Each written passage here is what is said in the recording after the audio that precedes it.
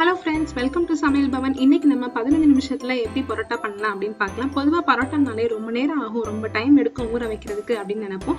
இன்னைக்கு நான் 15 மினிட்ஸ்ல எப்படி இன்ஸ்டன்டா ஒரு பரோட்டா பண்ணலாம், ரொம்ப சாஃப்டா நல்லா லேயர்டா எப்படி பண்ணலாம் அப்படிங்கறத இந்த வீடியோல பார்ப்போம்.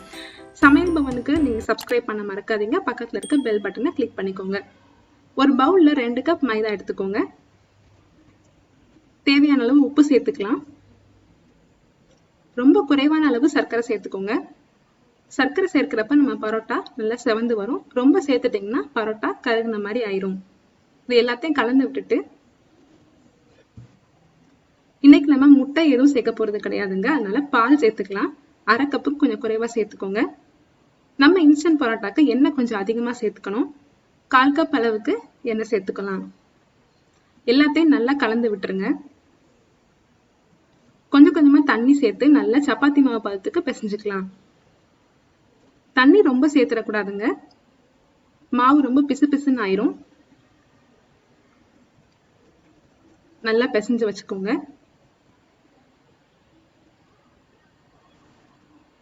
கவுண்டர் டாப்ல கொஞ்சம் எண்ணெய் சேர்த்துக்கலாம். நம்ம பிசைஞ்சு வச்சிருக்கோம் இல்லையா மாவு, அதை எடுத்து கவுண்டர் டாப்ல போட்டு நல்லா பிசைய ஆரம்பிச்சிடணும். நம்ம பரோட்டாக்கு நல்லா பிசைஞ்சாதான் மாவு நல்லா சாஃப்ட் ஆகி வரும். இந்த மாதிரி நல்லா இழுத்து இழுத்து பிசைஞ்சுக்கோங்க. ஒரு 5 நிமிஷம் போல நீங்க பிசைஞ்சு எடுத்துக்கணும். அப்பதான் குளூட்டன் ஃபார்ம் ஆகும். குளூட்டன் ஃபார்ம் ஆனாதான் பரோட்டா நல்லா சாஃப்டா கிடைக்கும். நம்ம பிசைய பிசைய மாவு நல்லா சாஃப்ட் ஆகி நல்லா ஒட்டாம நல்லா உருண்டு வரும். இந்த மாதிரி நல்லா மடிச்சு விட்டு ஒரு பாத்திரத்துல எண்ணெய் ஊத்தி அது மேல நல்லா தடவி ஒரு 10 நிமிஷம் போல ஈர துணி போட்டு மூடி வச்சுக்கோங்க. அப்பதான் மாவு காயாம இருக்கும். ஒரு 10 நிமிஷம் கழிச்சு நம்ம மாவை இந்த மாதிரி 2ஆ எடுத்துக்கலாம். பரோட்டா போடுறதுக்கு குட்டி குட்டி உருண்டைகளா உருட்டி எடுத்துக்கலாம். இதுல நமக்கு 10 பரோட்டா வரைக்கும் கிடைக்கும்.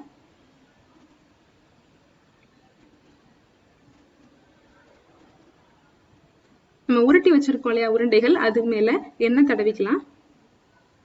கவுண்டர் டாப்ல ஒவ்வொரு உருண்டைகளா எடுத்து இந்த மாதிரி நல்லா தட்ட ஆரம்பிச்சிருங்க. ஹோட்டல்ல எல்லாம் பரோட்டாவை நல்லா அடிச்சு அடிச்சு போடுவாங்க. நமக்கு இந்த வீடியோல நான் ஒரு ஈஸியான டெக்னிக் சொல்லியிருக்கேன். இந்த பரோட்டாவை நல்லா சப்பாத்தி கட்டை வச்சு நல்லா தேய்ங்க. நல்லா தின்னா தேய்ச்சுக்கோங்க. எவ்வளவு தூரம் முடியுமோ அவ்வளவு தூரம் நல்லா இழுத்து தேய்ச்சி விட்டுருங்க.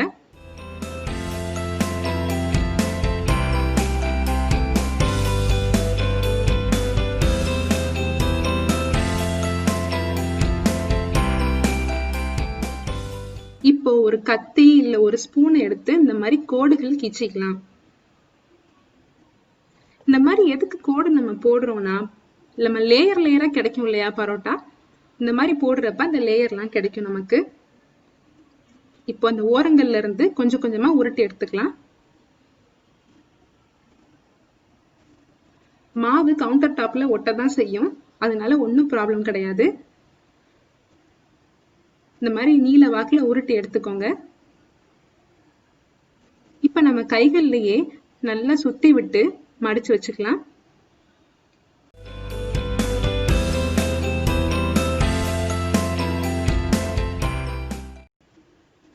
நம்ம உருட்டி வச்சிருக்கோம் இல்லையா, அதை எடுத்துக்கலாம்.